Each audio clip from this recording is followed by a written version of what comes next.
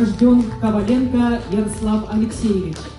Орден вручается матери Ярослава Коваленко Наталье Георгиевне Коваленко, сестре Валентине и брату Дмитрию. Почтим память нашего земляка минутой молчания. Вечная память героям.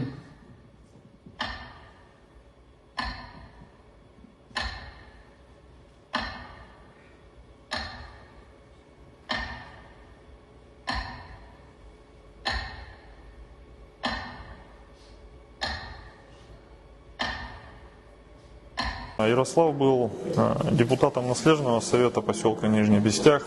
Он был призван не по мобилизации, он был добровольцем, служил в полку Ахмат.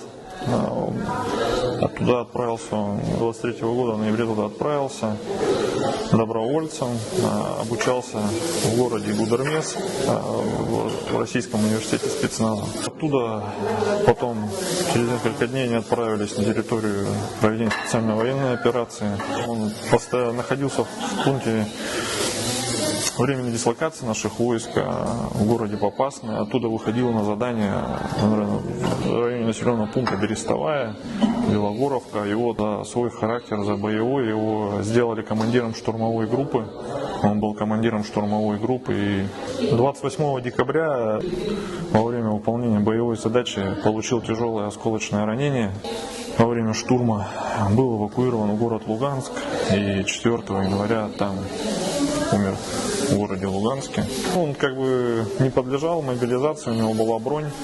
Он мог не воевать, не служить. Это было исключительно его решение как патриота, потому что он с самых первых дней мобилизации ждал повестки, но ему не принесли, и вот он сам отправился туда.